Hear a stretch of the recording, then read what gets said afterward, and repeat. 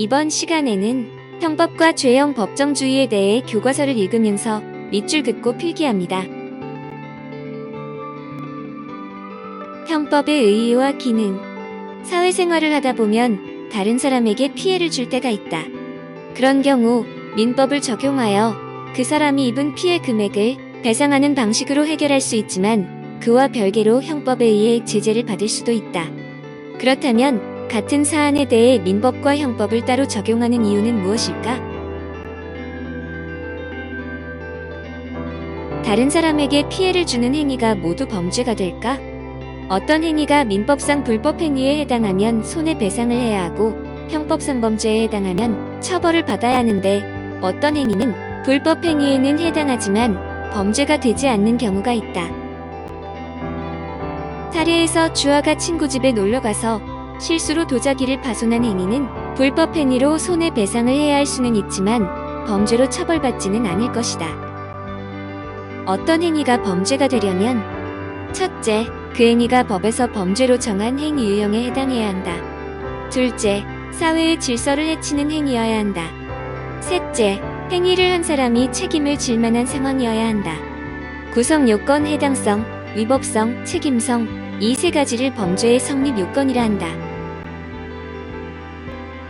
형법과 죄형 법정주의. 학습 목표. 형법의 의의를 알고 그 기능을 이해할 수 있다. 죄형 법정주의의 의의를 이해할 수 있다. 형법의 의의. 여러 사람이 모여 사는 사회에서 사람들이 자기가 하고 싶은 행동을 마음대로 하며 산다면 어떻게 될까? 아마도 그 사회는 질서가 유지되지 않아 사람이 살기 어려운 환경이 될 것이다. 그러므로 사회의 질서를 유지하려면 사람들 사이에서 해서는 안 되는 행동을 정해 이를 금지할 필요가 있다. 그런데 금지되는 행동 중에는 사회에 미치는 영향이 너무 큰 것들이 있다. 국가는 이런 행동들에 대해서는 공권력을 사용하여 그 행동을 한 사람을 처벌하기도 한다.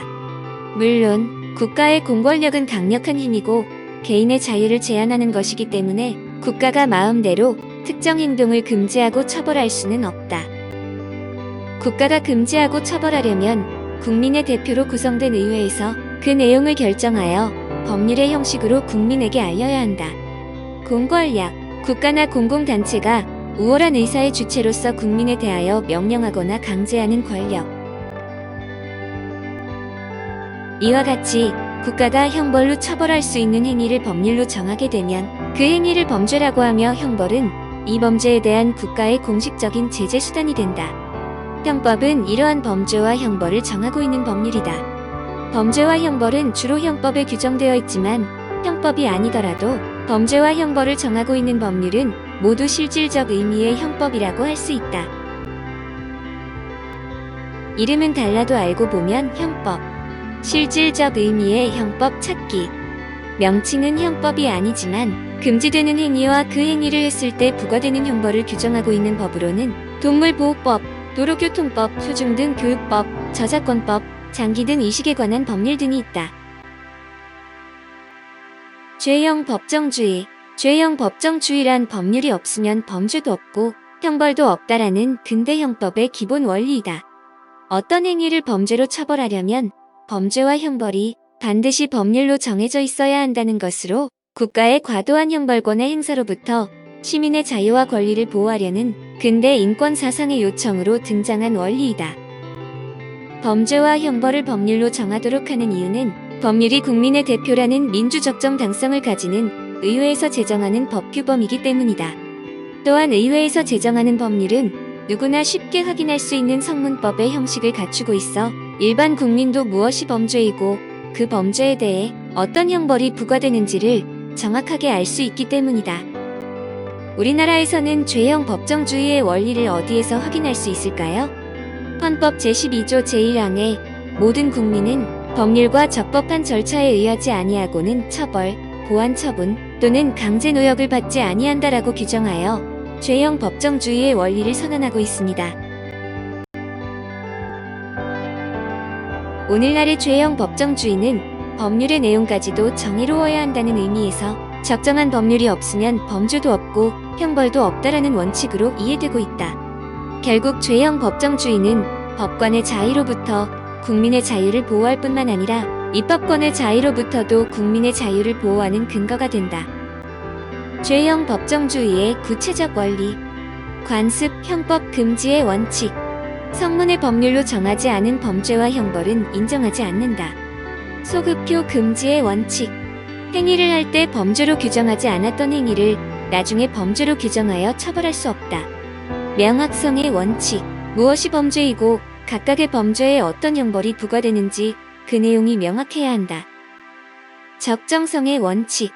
법률에 의해 범죄와 형벌이 규정되었다고 하더라도 그 내용이 헌법 등이 규정된 사회적 가치에 부합되는 적정한 것이어야 한다.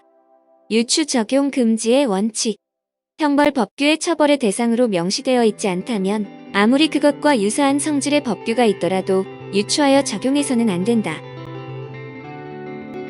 헌법재판소로 간 경범죄처벌법의 명확성 논란. 헌법재판소는 알몸을 지나치게 내놓는 것이 무엇인지 그 판단 기준을 제시하지 않아 무엇이 지나친 알몸 노출 행위인지 판단하기 쉽지 않고 가려야 할 곳의 의미도 알기 어렵다. 부끄러운 느낌이나 불쾌감은 사람마다 다르게 평가될 수밖에 없다. 따라서 죄형 법정주의의 명확성 원칙에 위배된다라고 결정하였다. 형법의 기능. 형법은 특정 행동을 범죄로 규정함으로써 주요한 가치들을 보호한다. 이렇게 형법에 의해 보호되는 가치를 법익이라고 한다. 예를 들어 사람을 살해한 자는 사형, 무기 또는 5년 이상의 징역에 처한다라는 살인죄의 법익은 사람의 생명이다. 형법의 첫째 기능은 이러한 법익을 보호하는 것이다. 또한 형법은 잠재적 범죄자에 대하여 범죄를 저지르면 형벌이 부과된다는 것을 알려 범죄를 저지르지 못하게 한다. 이를 통해 일반 국민을 범죄로부터 보호하고 사회의 질서를 유지하는 기능을 수행한다. 끝으로 형법은 국가가 법률로 정한 범죄와 형벌만 적용하도록 함으로써 법률로 정하지 않은 행동은 처벌할 수 없도록 한다. 국가 권력의 자의적인 남용을 막아 일반 국민의 권리를 보장하는 기능을 수행하는 것이다. 형법이 보호하는 법익으로는 생명 외에 또 어떤 것들이 있나요? 형법이 보호하는 법익은 매우 다양한데 생명과 더불어 개인의 신체, 명예, 자유, 재산 등과 공공의 안전, 신용 등이 특히 중요하게 다루어집니다. 이렇게 국가가 범죄를 정하고 형벌을 부과하는 것은 여러 가지 효과가 있다. 첫째, 가해자를 응징하는 효과가 있다. 둘째, 범죄를 예방하는 효과가 있다. 즉, 형벌을 미리 알려놓으면 일반 국민은 형벌이 무서워 범죄를 저지르지 않는다는 것이다. 셋째, 범죄자가 앞으로 범죄를 저지르지 않도록 교화하는 효과가 있다. 형벌은 일반적으로 이 세 가지를 모두 고려하여 부과된다. 형법은 어떤 범죄 행위를 저질렀을 때 받게 되는 형벌을 일반 국민에게 알려 범죄를 예방하는 효과가 있다. 각각의 범죄 조항이 보호하고자 하는 법익은 무엇일까?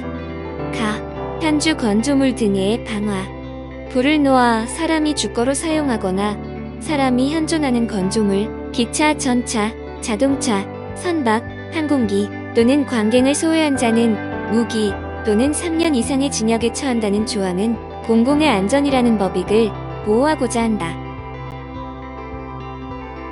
나, 통화의 위조 등 행사할 목적으로 통용하는 대한민국의 화폐, 지폐 또는 은행권을 위조 또는 변조한 자는 무기 또는 2년 이상의 징역에 처한다는 조항은 공공의 신용이라는 법익을 보호하고자 한다.